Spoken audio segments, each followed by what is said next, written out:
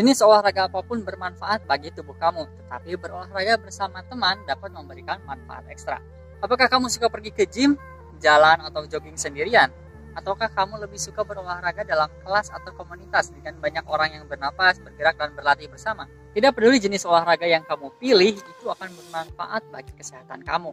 Namun, penelitian menunjukkan bahwa jika kamu berolahraga sendirian, kamu mungkin tidak akan mendapat beberapa manfaat kesehatan dari olahraga bersama teman. Kita tahu olahraga punya banyak manfaat bagi kesehatan mental dengan meningkatkan tidur dan suasana hati atau mood, meningkatkan gairah seksual, dan meningkatkan energi dan kewaspadaan mental. Dalam sebuah penelitian baru-baru ini, para peneliti meninjau apakah olahraga bersama teman dapat membantu mahasiswa kedokteran, kelompok yang tingkat stresnya tinggi dan mungkin membutuhkan olahraga secara teratur. Dalam penelitian ini, 69 mahasiswa kedokteran dibagi menjadi 3 kelompok. Satu kelompok melakukan program pelatihan otot core dan kebugaran bersama teman selama 30 menit setidaknya sekali seminggu, ditambah olahraga tambahan jika mereka ingin.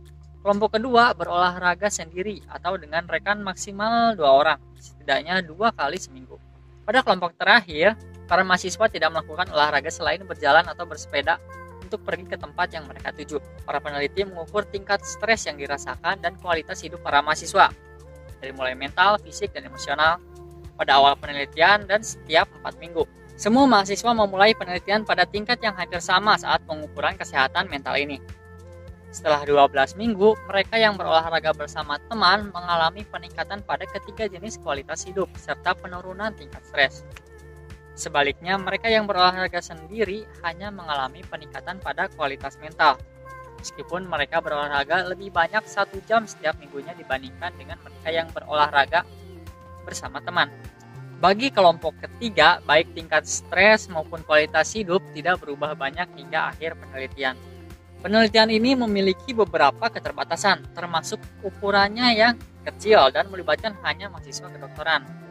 Mahasiswa juga diizinkan untuk memilih kelompok olahraga mereka sendiri, sehingga mungkin ada perbedaan fisik atau kepribadian antara mereka yang berolahraga bersama teman dan sendiri yang dapat mempengaruhi hasil penelitian. Oleh karena itu, hasilnya harus ditangkap dengan hati-hati. Namun penelitian ini memberi petunjuk tentang manfaat berolahraga bersama. Penelitian ini diterbitkan di The Journal of the American Osteopathic Association. Penelitian lain berfokus pada dampak olahraga bersama teman, khususnya berolahraga secara tersinkronasi, terhadap ikatan sosial, toleransi terhadap nyeri, dan performa atletik. Dalam sebuah penelitian tahun 2013, dalam International Journal of Sport and Exercise Psychology, para peneliti merekrut orang-orang untuk berolahraga selama 45 menit menggunakan rowing machines. Setelah sesi itu, orang-orang yang berlatih bersama teman dan mensinkronkan gerakan mereka memiliki toleransi terhadap nyeri yang lebih tinggi dibandingkan dengan orang yang berlatih sendiri. Toleransi terhadap nyeri meningkat baik saat orang berlatih dengan rekan satu tim maupun orang asing. Para peneliti berpikir bahwa peningkatan toleransi terhadap nyeri ini mungkin berasal dari pelepasan endorfin yang lebih banyak karena orang-orang bergerak bersama-sama saat berolahraga. Jenis gerakan tersinkronasi seperti ini dikenal sebagai sinkronisasi perilaku. Ini juga dapat terjadi selama kegiatan kelompok lainnya seperti bermain, ritual keagamaan, dan tarian. Hal ini juga dapat meningkatkan performa kamu, terutama jika kamu sudah dekat dengan teman workout kamu. Dalam sebuah penelitian tahun 2015 di PLOS ONE, para peneliti menemukan bahwa pemain rugby yang mensinkronkan gerakan mereka saat pemanasan tampil lebih baik dalam tes daya tahan setelahnya. Para atlet ini sudah menjadi tim rugby yang erat. Para peneliti berpikir bahwa gerakan yang disinkronkan selama pemanasan memperkuat ikatan sosial yang sudah ada di antara mereka. Para peneliti menulis bahwa hal ini dapat mengubah persepsi atlet tentang rasa sakit dan ketidaknyamanan yang terkait dengan kelelahan. Ini memungkinkan peserta untuk berjuang lebih keras dan tampil lebih baik. Jadi ketika kamu dikelilingi oleh pesepeda lain, misalnya yang bergerak selaras dengan irama yang mantap atau melakukan aktivitas fisik seperti tarian yang tersinkronasi, kamu mungkin mendapat manfaat sinkronisasi. Paul Estabrooks, PhD, seorang profesor kesehatan perilaku di University of Nebraska Medical Center, menemukan bahwa konteks olahraga membentuk seberapa besar pengaruh olahraga terhadap kualitas hidup, interaksi sosial, manfaat fisik, dan ketekunan seseorang dalam berolahraga.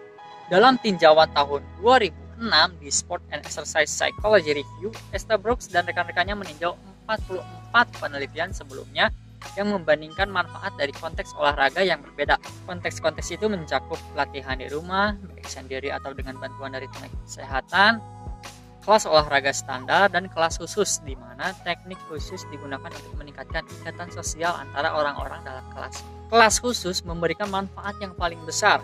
Kelas olahraga standar sama dengan olahraga di rumah dengan bantuan.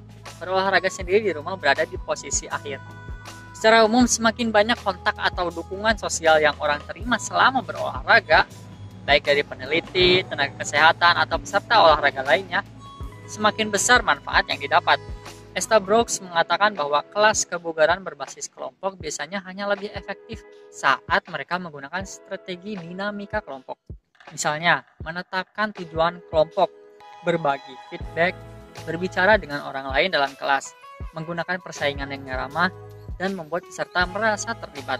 Kamu mungkin tidak menemukan hal ini dalam setiap kelas atau komunitas olahraga.